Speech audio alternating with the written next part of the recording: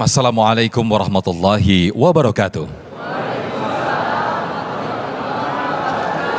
Alhamdulillahirabbil alamin. Allahumma salli ala Sayyidina Muhammad wa ala ali Sayyidina Muhammad. Segala puji bagi Allah pemirsa, kita kembali dipertemukan dalam Majelis Ilmu Damai Indonesiaku. Nah, selengkapnya akan kita dengarkan tausiah dari Kiai Haji Misbahuddin. Selamat mengikuti.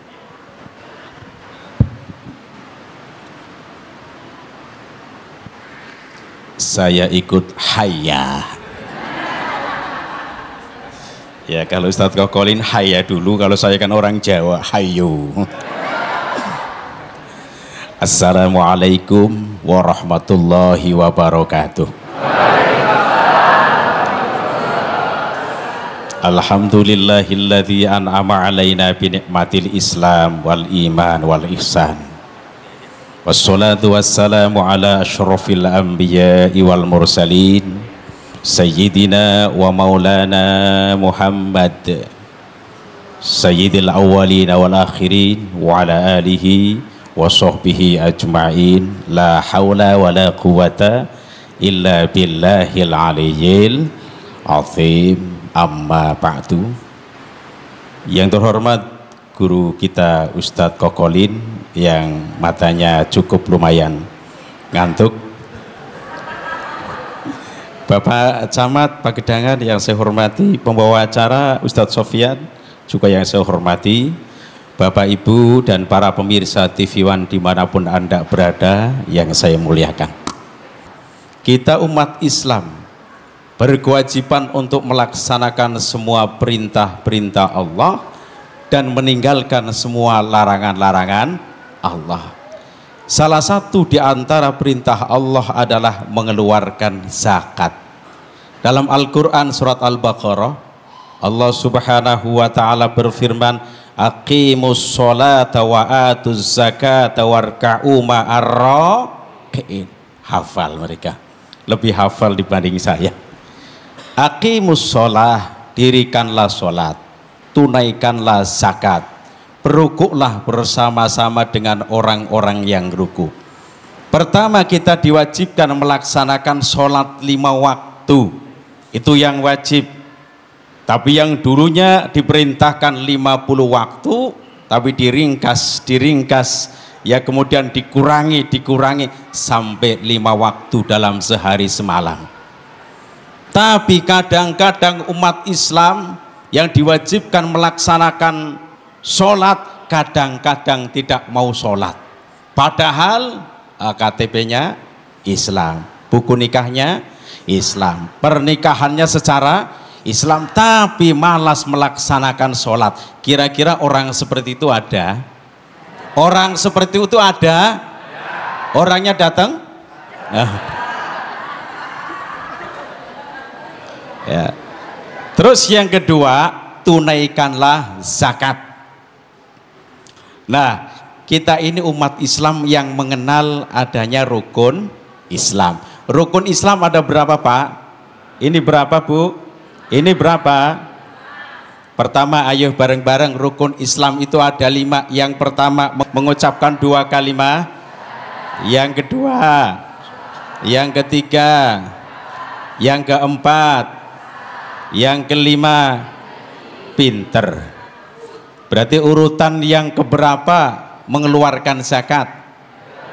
Ketiga. Allah subhanahu wa ta'ala memerintahkan kepada Rasulnya agar mengambil zakat sebagian dari harta mereka dengan pertujuan supaya mensucikan dan membersihkan mereka melalui zakat. Dalam Al-Quran surat At-Taubah, Bismillahirrahmanirrahim, khudh min amwalihim shadaqatan tutahhiruhum wa tuzakkihim biha.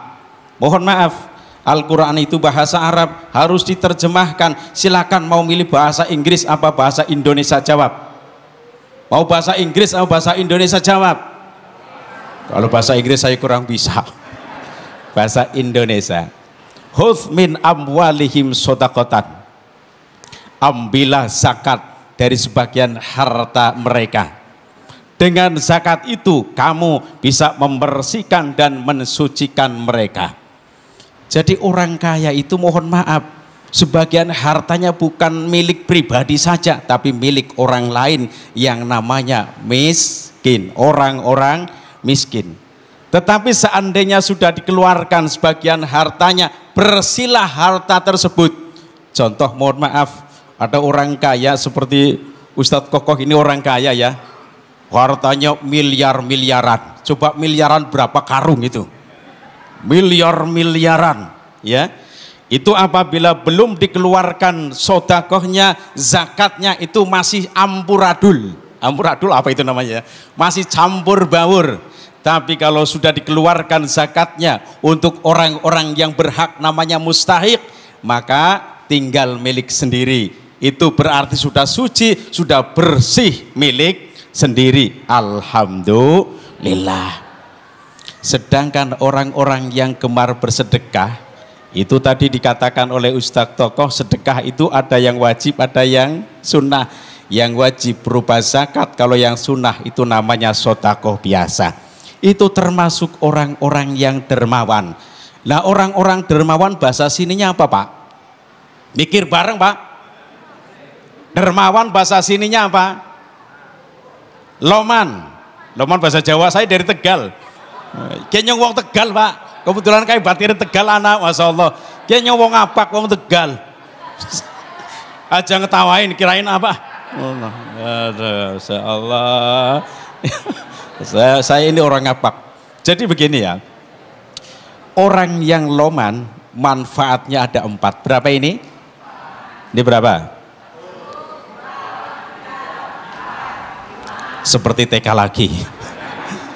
Masya Allah ya. Orang yang loman kata Rasul dalam sebuah hadis riwayat Imam Tirmidzi dalam kitab Mukhtarul Ahadits, Rasulullah Shallallahu Alaihi Wasallam bersabda, as-sahiyu qaribum minallah, qaribum minan nas, qaribum minal jannah, ba'idum minan nar. Kata Rasul, orang yang dermawan, dermawan bahasa sininya apa? Loman bahasa Jawa itu loman.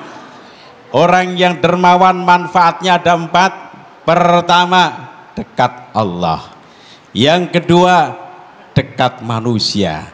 Yang ketiga, dekat surga. Yang keempat, jauh dari neraka. Mudah-mudahan termasuk kita semuanya, amin Allahumma. Yang kompak Allahumma amin. Ya Rabbal amin. Kok kenapa yang pertama dekat dengan Allah? Dirinya sadar, ini orang yang kaya sadar, seperti Ustadz Kokolin sadar bahwa hartanya itu bukan milik pribadi saja, bukan jeripayah pribadi saja, tapi atas bantuan Allah, pitulunge Allah, pertolongane Allah. Dengan itu maka bersyukur kepada Allah Subhanahu wa Ta'ala. Sedangkan Pak Bu, orang yang bersyukur kepada Allah akan ditambahkan nikmatnya. La in syakartum lazidannakum. Sesungguhnya jika kalian bersyukur lazidannakum, pasti akan kami tambah nikmat kalian. Masya Allah. Jadi rasanya dekat dengan Allah. Yang kedua, dekat manusia. Saya mau tanya bapak-bapak dengan ibu-ibu, kalau orang yang sering memberi kepada orang lain, kira-kira senang atau tidak? Jawab saja, senang atau tidak? Senang berteman atau tidak? Senang. Ya, disenangi keluarga, disenangi tetangga, disenangi teman-teman, karena loman, ya, karena sering memberikan nyah nyoh. Itu bahasa Jawa. Ya, mahmoh. Ya. Contoh begini ya. Ada rehab masjid, ndak usah diminta datang, Pak. Cari pengurus masjid, sumbang. Bertemu dengan pengurus masjid, kemudian datang ke pengurus musola menyumbang, bertemulah dengan pengurus musola. Ketika ada santunan anak yatim, datang ke santunan anak yatim, berikanlah sumbangan. Ketika ada orang miskin yang memberikan santunan terhadap orang-orang miskin, dekatlah dengan mereka. Oleh sebab itu orang yang dermawan, ya, dekat dengan manusia. Terus yang ketiga, orang dermawan itu dekat surga. Mudah-mudahan kita semuanya amin Allahumma. Terus yang keempat itu jauh dari neraka. Ya. Bahkan ada salah satu keterangan Pak Bu, salah satu calon penghuni surga adalah orang-orang yang dermawan. Mudah-mudahan termasuk kita semuanya. Tapi hadis ini ada kelanjutannya. Wal bakhilu ba'idum minallah, ba'idum minan nas, ba'idum minal jannah, qaribum minan nar. Bakhil, bakhil bahasa sininya apa? Pelit, selain pelit, mikir bareng. Pelit, korek, medit. Ingat, meditnya jangan lihat ke sini. Dan juga jangan lihat ke sini, ini lebih hebat. Waduh. Orang yang bakhil kata Rasul, orang yang bakhil bahayanya ada 4. Berapa? Pertama jauh dari Allah, yang kedua jauh dari manusia, yang ketiga jauh dari surga, yang keempat dekat neraka. Na'udzubillahi min dzalik. Masya Allah. Kok kenapa orang yang bakhil, koret, selain koret, medit, ya jauh dari Allah. Kenapa? Karena merasa bahwa harta yang ia miliki itu seolah-olah hasil kerjanya sendiri. Tidak ada pertolongan dari Allah, menjadikan dirinya itu bakhil bareng. Lihatnya jangan di sini lagi bakhilnya.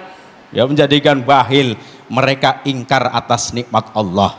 Sedangkan orang yang ingkar atas nikmat Allah ditantang oleh Allah. Wala in kafartum inna adzabi lasyadid. Sedangkan mohon maaf ya, yang namanya rumah tangga itu macam-macam. Kadangkala suaminya loman tapi istrinya pelit. Kira-kira model seperti itu ada apa enggak? Mana orangnya? Yang kedua ya, yang istri loman tapi suaminya pelit. Ada enggak? Orangnya mana? Tapi yang di sini ingat, yang di sini ya laki-lakinya loman, istrinya loman. Ini baru orang sini. Allahumma. Karena Ustadz Sofyan sudah berdiri, gantian saya duduk. Baik, terima kasih Yai. Ngerti orang son? Jadi aja medit ya. Kudu loman gitu ya.